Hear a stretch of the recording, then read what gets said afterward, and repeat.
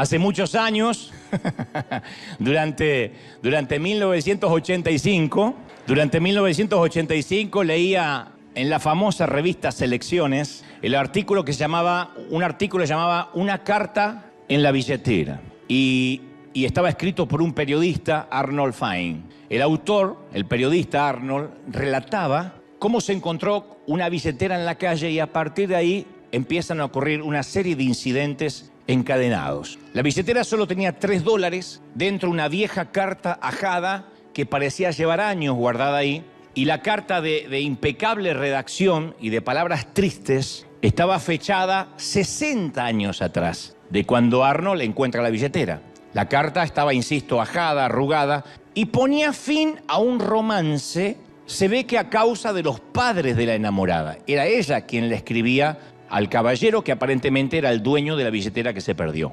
La última línea de la carta decía: te amaré toda la vida, Michael. Seguido por la firma: por siempre tuya, Ana. Y Fine decide intentar encontrar al dueño de la billetera porque se conmueve con la carta, con la historia. Y a partir de la dirección de Ana, que está allí en la carta, todavía legible en el papel, pudo ubicar un número de teléfono. Sin embargo, cuando llamó se desilusionó porque le dijeron que Ana y su familia ya se habían mudado hacía muchos años. No obstante, la persona en el otro lado de la línea conocía el nombre del hogar de ancianos donde ahora supuestamente vivía Ana. Entonces, tan pronto como pudo, decide visitarla para hablarle. El hombre que encontró la billetera. El director lo recibe en la entrada, el director del hogar de ancianos, y le dice que ella está mirando televisión en el tercer piso. Así que lo acompañan hasta ahí y los dejan solos. Y Fine se presentó y la mujer, muy amable, le agradeció que la fuera a visitar y él le explica que la visita no es casual, que había encontrado una carta perdida en una billetera, o mejor dicho, una carta dentro de una billetera perdida en la calle. Se la mostró y le preguntó si había sido escrita por ella. Sí, dice la anciana. Yo le envié esta carta a Michael cuando tenía 16 años. Por mi edad, en ese entonces mi madre nos prohibió volver a vernos. Él era muy elegante, dijo ella, ¿sabes? Se parecía a Sean Connery. Y Fine pudo notar que los ojitos de la anciana todavía brillaban cuando recordaba a Michael.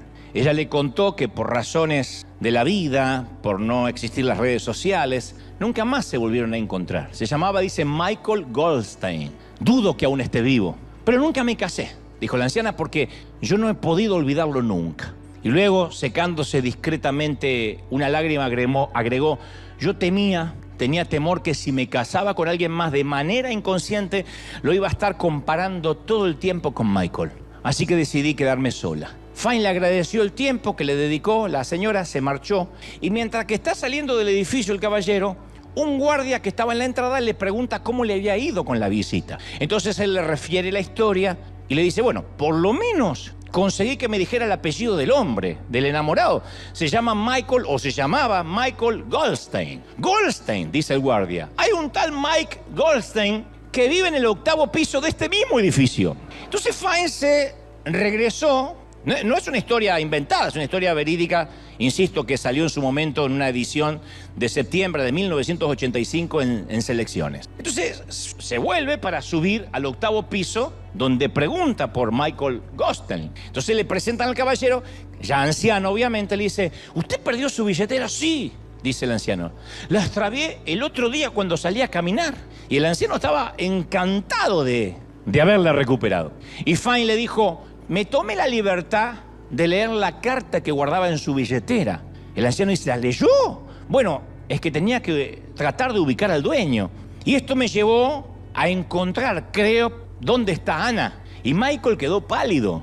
Dice, ¿usted sabe dónde está ella? Dice, ¿sabe una cosa? Cuando yo recibí la carta, dice el hombre, mi vida se terminó para siempre. Nunca me casé, nunca pude amar a nadie más. Acompáñeme, dice Fine. Y lo condujo al elevador del mismo edificio para bajar al tercer piso donde funcionaba el hogar de ancianos. Ana, susurró Fine y señala a Michael. Mira quién te traje hoy. ¿Conoce usted a este sujeto? Ella se ajusta los anteojos así y mira al hombre para ubicarlo en los archivos de su memoria. Y luego con la voz quebrada por la emoción, Michael le dice, Hannah, soy Michael. Entonces se abrazaron hasta que las piernas le flaquearon a los dos. Se sentaron y entre lágrimas llenaron los vacíos de una larga historia de separación. Y Fine y el director del hogar, no queriendo entrometerse en ese momento tan sagrado, se retiraron para que ellos pudieran disfrutar su reencuentro. A las 3 semanas, Arnold Fine recibe una invitación para asistir a la boda de Hannah, de 76 años, y Michael, de 78. Y Fine concluye esta historia con las siguientes palabras. Dice: qué buena es la providencia de Dios, dice el periodista. Así termina la nota de selecciones, y con la fotografía, obviamente, de esta hermosa pareja. Qué buena es la providencia divina. Qué buenos son esas historias que teje Dios. Esta conmovedora historia, a mí me hace pensar que hay gente que está destinada a algo y que ese destino no se puede alterar. A mí me emociona mucho la manera en que Dios a veces teje sus hilos, pero no podemos ignorar que para que esta historia concluyera de esta forma, con este final feliz, participaron 3 voluntades. Un hombre que amó tanto y no se casó porque no hubiese podido amar a otra mujer de la misma manera. Una mujer que fue fiel a su primer amor, aunque no era más que un adolescente, pero decide obedecer a sus padres, y eso significa de que no lo vuelve a ver. Y por último, alguien que no tenía por qué involucrarse. El que escribe el artículo, el periodista o el autor que se propone devolver la billetera porque pensó que una carta guardada durante 6 décadas, 60 años, merecía reencontrarse con su dueño. Si las 3 voluntades no hubiesen coincidido, no hubiese ocurrido esto. Y siguiendo esta línea de pensamiento de alguien que no tiene por qué involucrarse, pero genera una historia de amor, me lleva a pensar en el papel de Ruth de las Escrituras. Cuando uno va al libro de Ruth, es una historia de amor perfecto, de amor desinteresado. No hay una historia de amor más auténtica, más diáfana que la de Ruth. Supera cualquier otra, al menos en materia bíblica. No es un cuento épico, es más bien un relato corto. Ustedes lo pueden leer si tienen tiempo. El libro de Ruth es muy legible, muy rápido, porque toda la historia está contenida en apenas 85 versículos. Pero es un cuento perfecto. Digo cuento tomándome una licencia de autor. Es una historia verídica, pero si fuese un cuento, es perfecto. Sin embargo, en 85 versículos atraviesa todo el rango de las emociones, desde el pesar más desgarrador hasta la cúspide de la felicidad. Ni un autor de las novelas de Univisión lo hubiese soñado así.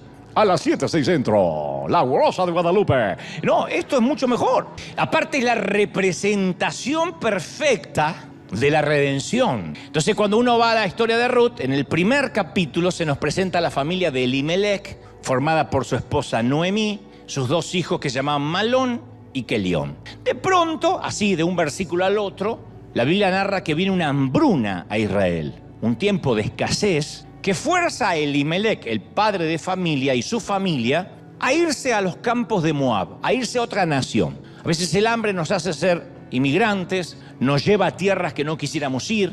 En este caso, solo el hambre los podía motivar a moverse de Israel, porque los moabitas, la tierra de Moab donde ellos van, los moabitas eran descendientes de la hija mayor de Lot. Para los que conocen las Escrituras, el sobrino de Abraham, que había tenido una relación incestuosa con su padre. El hijo proveniente de esa unión ilícita se llamaba Moab.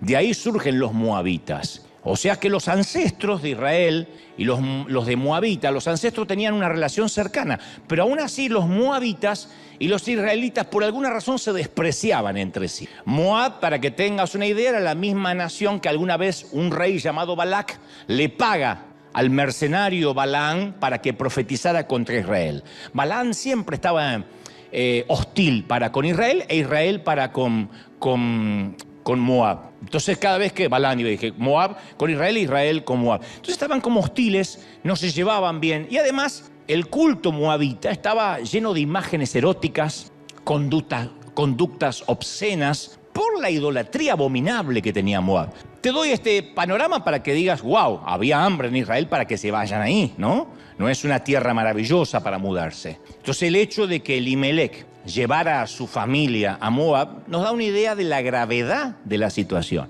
de la hambruna que había, que dijeron, nos vamos a una tierra pagana, aunque sea, pero por lo menos vamos a comer. Y allí en Moab las cosas no mejoran. La tragedia de golpe hace añicos a toda la familia. Primero muere jefe de la familia, Elimelec, dejando a su viuda Noemí, con la responsabilidad de criar 2 hijos en una tierra extranjera. Afortunadamente, Malón y Kelión ya eran grandes, aparentemente, y se casaron pronto. Por desgracia, escogieron esposas de ahí, moabitas. Los israelitas tenían expresamente prohibido casarse con mujeres paganas por miedo a que se volcaran a los dioses paganos de sus mujeres. Y estas mujeres paganas, que no eran del pueblo de Dios, una se llamaba Orfa, que quiere decir terca. De paso te lo regalo si vas a tener una hija algún día, decirle, para no decirle cabeza dura, Orfa, y no sabe que le estás diciendo cabezona.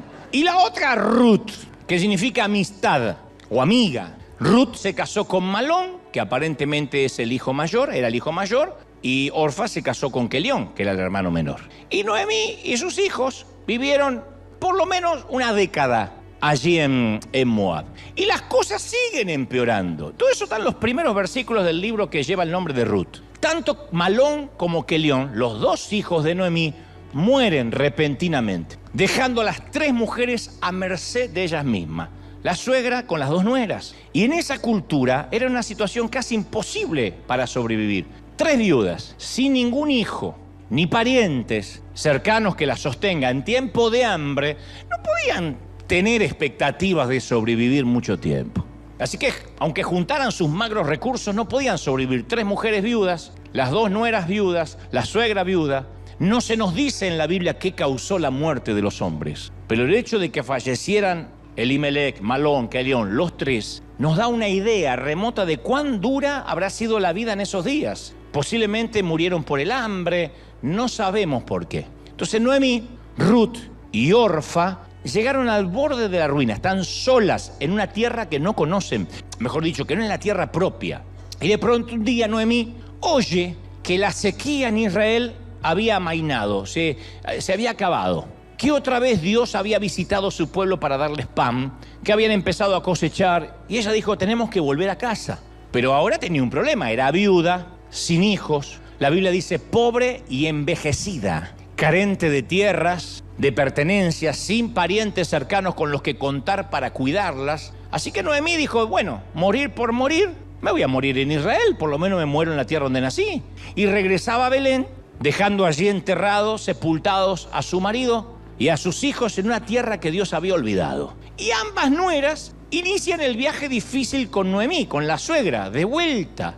Pero ella, la suegra, Noemí, al analizar las circunstancias, decide dejarlas en libertad para que cada una de estas chicas regrese con su propia familia. Eran chicas relativamente jóvenes. Así que la suegra se da vuelta, mientras que van caminando de regreso para su casa, se da vuelta y le dice, muchachas, no tiene sentido que me acompañen, tienen que regresar.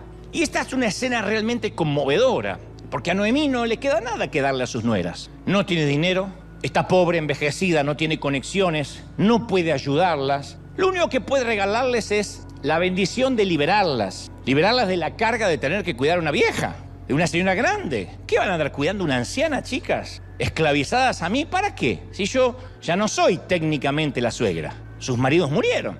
Así que eso es lo que les regala, la libertad. Le dice, regresen a la casa de vuestros padres. Yo soy demasiada vieja para volverme a casar. Y aunque me casara esta misma noche y tuviera hijos varones, ¿ustedes van a esperar que los hijos crezcan?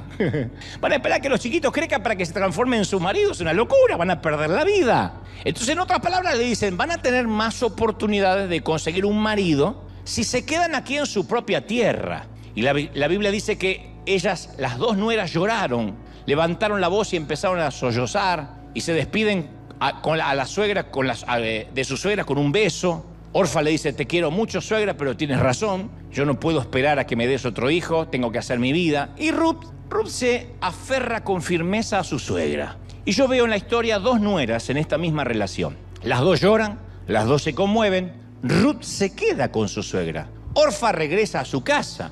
Nunca más volveremos a saber de Orfa. Si algunos dicen, no, puso un programa de televisión, esa es Oprah. Esta es Orfa. Nunca más. Nunca más. No, porque uno dice, no, y escribió el libro y tuvo éxito. Esa es otra. Orfa, nunca más sabemos de ella. No hay un libro en la Biblia que se llame Orfa. No hay un solo episodio que le dediquen un solo versículo dedicado a esta mujer moabita y pagana. Pero Ruth se queda con Noemí. Y Noemí intenta persuadirla otra vez a Ruth. Le dice, mira, tu cuñada Se vuelve a su pueblo y a sus dioses. No seas sonsa, mami. Vuélvete con ellas. Bueno, eso de no seas sonsa tal vez lo agregué, pero no seas mensa. Noemí sentía que no era el mejor panorama que Ruth atara su vida, insisto, a una anciana, a una mujer vieja. 4 veces le dice Noemí, la suegra, a su ex nuera: Ruth, vuélvete, hija, vuélvete, forma una familia, búscate un buen hombre. Y Ruth no acepta. Y de esta muchachita viuda, indigente, pagana, moabita, proviene una de las declaraciones de mayor devoción de toda la literatura bíblica. Yo me atrevería a pensar de toda la literatura universal. Aparece en Ruth 1:16, la declaración de amor más extraordinaria. Le dice Ruth a Noemí: no me pidas que te deje y que regrese a mi pueblo. Se lo está diciendo a su ex suegra. A donde tú vayas, yo iré. Donde quiera que tú vivas, ahí yo voy a vivir. Tu pueblo lo voy a adoptar como mi pueblo. Tu Dios va a ser mi Dios a partir de ahora. Donde tú mueras, yo estoy dispuesta a morir ahí y ahí me van a enterrar. Que el Señor me castigue severamente si permito que algo nos separe, aparte obviamente de la muerte. Una devoción increíble, casi sin precedente. No hay otra declaración así en todas las Escrituras. Hasta los pastores soñamos con ese tipo de lealtad. Que alguien diga: donde tú te mueras yo me voy a morir, tu Dios será mi Dios, a donde tú vayas yo voy a ir. Es una declaración maravillosa. 2 personajes, 2 nueras, Orfa y Ruth. Orfa, ¿qué hace? Lo que es prudente. No la podemos demonizar a Orfa. Hace lo que es conveniente, lo esperado, lo racional. Tiene que formar su vida, pobre chica. Por eso la Biblia no la critica en absoluto. No dice: y la torpe de Orfa, la cabezona. No, se volvió. Al cabo es lo que le está pidiendo su ex suegra. Ella hace lo que cualquier persona razonable haría: hacer su vida. Y toma, señores, una decisión razonable. Vive una vida sensata, sin sobresaltos.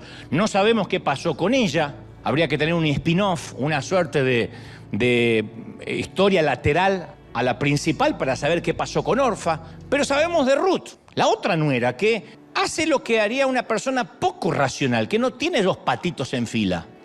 Debe haber gente acá que no tiene los patitos en fila y por eso se sonrieron por lo bajo. Decimos en mi país que le falta un jugador en la cancha, ¿no? Que juega con 10. Algunos juegan con 9 y así les va. Pero decide vivir una vida irracional, Ruth.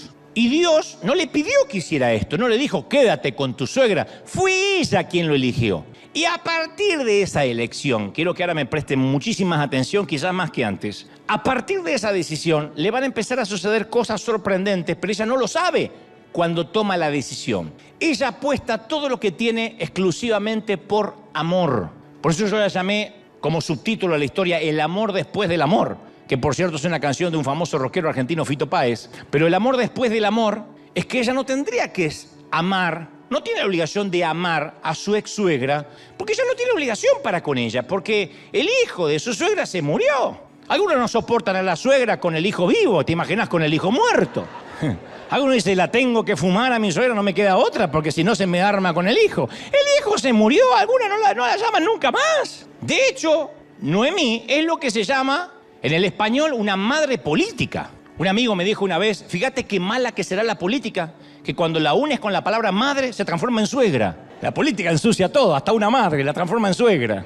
Y además Ruth decide ser, lo cual no es un tema menor, una inmigrante indocumentada, ilegal en Israel. Pero no es de esos inmigrantes que se van de su país y viven en un país ajeno con la maleta medio desarmar. En términos metafóricos. Hay gente que nunca desarma la maleta del todo. Puede estar viviendo 20, 30 años en otro país que no es su país de natalicio y nunca desarma la maleta, siempre se está por ir, en cualquier momento se raja para su tierra. Yo he conocido a muchos, no justo en este servicio no vienen al otro, pero que viven en este país, por ejemplo, y viven añorando la tierra que dejaron, lo cual no está mal, la nostalgia está muy buena. Pero estoy hablando de aquellos que trabajan aquí con la intención de enviar remesas o juntar algo de dinero y cuando pueda regresar a su tierra. Entonces no están ni allá, porque de allá salieron, y tampoco están acá. Y nadie que no bendiga la tierra comerá de su fruto. Entonces uno no puede vivir en Israel con el corazón todavía en Moab. Si Dios nos manda a salir es por algo. Esto no significa olvidar la patria, traicionarla, ni mucho menos. Significa que a veces no hacemos una mudanza completa, almática, espiritual. Decir, bueno, por ahora este es el lugar, me toca. Ella no dijo, mira, Noemí, no dijo, mira, Noemí, yo te voy a acompañar, suegra, pero yo te quiero aclarar, yo no puedo renunciar a mi pueblo. En cuanto pueda me vuelvo. Mi pueblo sigue siendo mi pueblo, ¿eh?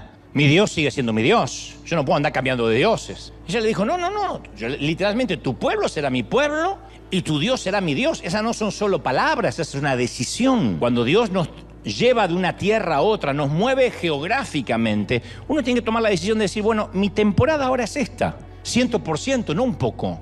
Este es el lugar. Hay gente que no solo esto es a nivel geográfico, a nivel nación, a nivel iglesias. Hay gente que se cambia de congregación, pero su corazón todavía está en la otra congregación. Porque allá servía, porque allá había más esto, porque había menos de lo otro. Hay gente que no puede quitarse los despojos de la tierra donde ya pasó, de una temporada que terminó. Y Ruth decide vivir como inmigrante toda su vida. En Moab era ciudadana, ahora es un inmigrante. E ilegal, además. Pero caminan juntas, ahí van las dos, suegra y nuera, o ex suegra y ex nuera juntas. Es extraordinario, es inaudito en la literatura antigua. En toda la literatura es inaudito. Se enfrentan al mundo, son Telma y Luis, yéndose juntas de Moab a Israel. Los muy espirituales que no saben quién es Telma y Luis pueden buscarla en Apocalipsis. Vivas o muertas, son ellas dos, hasta el final del camino, ¿no? Ruth no tiene idea, pero la decisión que tomó la da a ser parte de una historia más grande, una historia que es más grande que ella misma. Ella no tiene idea de que ella tendrá un libro, estará en el canon bíblico, no tiene la menor idea. Ella es una pagana, una inmigrante ilegal. ¿Qué se iba a imaginar que va a haber un libro en la Biblia llamado Ruth? Si hubiese sabido, le hubiese dicho a la cuñada, ¿viste, Orfa? Vos solo vas a tener un programa de tele. Su nombre va a ser recordado por miles de años. Ahora, insisto, ella no elige irse con Noemí por ninguno de esos motivos. Su motivación es el amor, nada más. Ella escogió la oportunidad de amar. Y Noemí regresa a la gente que recordaba y que conocía su nombre. Y cuando regresa Noemí, la suegra, con su nuera, la gente se conmovió, dice las Escrituras, dice que toda la ciudad se conmovió al verla y decían, esta no es Noemí, y ella, la que se había ido al exilio. Y ella respondió, no me llamen Noemí, llámenme Mara, porque Mara significa amargura. No era que ahora era una mujer necesariamente triste y amargada. Ella dijo, porque en amargura me ha puesto el Todopoderoso. Noemí significa agradable, los nombres tenían significado. Bueno, hasta la actualidad los nombres tienen significado. El mío significa gran orador, argentino, campeón del mundo, etc. No sé qué significará el tuyo. Perdón por tener gran significado, perdón. Agradable se llamaba Noemí, pero ahora dice, no, llámeme amargura. Porque claro, ahora su vida era del color de la tristeza. Y le toca a Noemí, ustedes dicen, ¿de qué va a vivir ahora en la tierra que regresó? De las migajas de las cosechas ajenas. Porque había una ley bíblica, una ley mosaica, una ley que venía de antaño, que establecía, está en Deuteronomios y Jueces la ley, que establecía que incluso los más desposeídos de Israel, de algún modo tenían derecho a ganarse la vida. La ley decía que cuando un campo era cosechado, lo que cayera de las gavillas debería dejarse sin recoger deliberadamente. De hecho, cuando la fruta era tomada de los árboles o las viñas, tenían que dejar una parte sin arrancar. No podían cegar a fondo. Tenían que cegar o cosechar, se presume, dicen algunos, un 80 o 90%. El resto de las cosechas eran destinadas para las viudas y los huérfanos, que podían ingresar a las fincas, a los campos, y recoger lo que había sobrado del día. Tenían otro horario para recogerlo, obviamente. Era una ley para que nadie pasara hambre. Entonces las opciones de Ruth y Noemí eran solamente esas, estaban limitadas a esa. Esperar que toda la gente que tenía su campo recoja la cosecha, dejen las migajas, los restos, y ellas entraban cerca del atardecer hasta la noche lo que podían recoger. Los familiares más cercanos de Noemí no tenían la obligación legal de sostenerla, porque no eran parientes directos para sostener a la viuda. Entonces Ruth, que era joven y fuerte, le dice a Noemí, que estaba anciana, que se quede, que ella va a trabajar en los campos de cebada para sostener a la suegra. Dice, yo voy y recojo para las dos para que tengamos para comer, tranquila, yo te voy a sostener. Y aquí hay otro dato interesante. El difunto Elimelech, el esposo de Noemí, tenía un pariente adinerado llamado Boaz. Era un terrateniente con muchas propiedades e influencia. La Biblia dice que era un pariente de su marido, muerto, ¿no? No especifica la relación, capaz que era un primo, no sé. Y resulta que Ruth, la nuera, para que no se pierdan, fue a recoger las migajas de la cosecha para su suegra o su ex suegra a uno de los campos de este terrateniente, de este magnate llamado Boaz. Boaz estaba ahí. Yo me lo imagino gordo, con la panza así para afuera, panza cervecera. Digo, porque tiene mucha plata y toma cerveza. La ve de casualidad y dice, ¿y esta chica quién es? Y le cuentan. Dice, bueno, es una moabita y está haciendo esto por su ex suegra. No, y se conmueve el hombre. ¿De verdad? ¿Y qué obligación tiene de hacer esto? Yo por mi suegra no le alcanzo el plato en la mesa, dice él. ¿Y esta viene a cosechar las migajas por la tarde para su ex suegra? Y se conmovió. Parece que la ve de casualidad. La Biblia dice que nada es de casual, nada es casual. Para los hijos de Dios no existe la suerte, no existe el destino. Por eso nadie aquí juega a juegos de azar. Nadie ora para que le salga el gordo de Navidad. El único gordo de Navidad pues es el que ronca a tu lado, pero no te lo va a salir. No hay nada en casual porque Dios siempre está manejando los hilos. Como nuestra historia inicial de Michael y Ana. Por eso la elegí para comenzar. Porque uno dice, bueno, es casualidad que alguien encuentre la billetera, una carta hace 60 años en el mismo edificio. No es casual. Dios empieza a manejar las voluntades para que la historia feliz se concrete. Y esto es igual. Vos se acerca y le da una bendición especial a la muchacha. Le da un piropo, un halago, pero a modo de bendición. Le dice, muchacha, Jehová recompense tu obra. Dice que tenía voz de locutor. Muchacha, Jehová recompense tu obra y tu remuneración sea cumplida de parte de Jehová, cuyas alas has venido a refugiarte. Era Neruda el poeta. Neruda era. Jehová te recompense, cuyas alas has venido a refugiarte. Y la respuesta de ella, dice la Biblia, fue hermosa por su humildad. Se sonrojó, inclinó su rostro y le dijo, Señor mío, yo no soy ni siquiera una de tus criadas. Gracias por verme. Gracias por notarme que estoy acá. Yo soy una simple inmigrante. Ruth está acostumbrada a ser invisible. Inmigrante ilegal en un país, imagínate cuánto más. Le dice gracias, inclina su rostro y dice no. En una versión dice que hace el pie así y dice, ay, gracias. No tengo base bíblica para eso, pero me la imagino. Y vos se derrite y se enamora de inmediato. Y muy caballerosamente se acerca a Ruth y le dice, mira, tú puedes venir a espigar en mis campos cuando quieras. Le he ordenado a mis hombres que no se atrevan a ponerte un dedo encima. Yo sé que una viuda joven, bonita, atractiva, puede ser presa fácil y vulnerable de estos brutos, así que les pedí que no sean animales contigo, sino que sean gentiles cuando te vean. Y le agrega, cuando tengas sed, muchacha, le dije a mis muchachos que te den agua para beber. Eso es algo extra. Eso es una consideración conmovedora de parte de vos, porque en el mundo antiguo sacar agua era una tarea difícil y era un trabajo de la mujer. En una sociedad machista y patriarcal, sacar agua era el trabajo de las mujeres. Recuerden cuando Jesús conoció a la mujer junto al pozo, las mujeres iban y sacaban agua. Vos le dice, le he dicho a mis hombres, no solo que tú no tienes que sacar agua para ellos, porque las mujeres sacaban para sí mismas y para los hombres que trabajaban. No solo que nadie te venga a pedir agua para ellos, que se la saquen, sino que tienen que sacarte el agua para ti. Eso era una muestra de amor, de caballerosidad, que no existía en el Oriente. Entonces la decisión de Ruth hacia su ex suegra desencadena una serie de eventos de bendición, lo que yo empiezo a ver acá como una nueva cadena de favores. Ruth, siendo extranjera, inmigrante, decide bendecir a su suegra cuando no tiene la obligación de bendecirla. Y ahora un extranjero decide bendecirla cuando tampoco tiene la obligación de bendecirla. Esa es la ley de la siembra y la cosecha. Cuando uno da por amor, Dios no es deudor de nadie. Siempre viene y te paga más. Siempre funciona. El hecho de que Ruth quisiera que su suegra estuviera al tanto de todo es una pequeña señal del amor que Ruth tenía por Noemí. Porque compartir los detalles es abrir el corazón. Ella le contó todo. Y entonces Noemí le dice a Ruth, ten paciencia ahora hasta saber qué pasa, porque el hombre no va a descansar hasta resolver este asunto hoy. Si quedó enamorado de ti, si quedó prendado, si acepta tu propuesta, hoy lo va a resolver. Tenía razón. Esta es lo que te voy a contar, lo que es la redención en este tiempo. Boaz fue a la puerta de la ciudad inmediatamente a encontrarse con el pariente más cercano de Noemí, que no sabemos quién era. Los dos se sientan en presencia de 10 ancianos y negocian el derecho a ser redentor de Ruth. ¿Cuál era la función de ser redentor de Ruth? y de Noemí involucraba la recompra de la propiedad de Elimelec. Elimelec era el esposo de Ruth, el difunto, el que murió allá en Moab.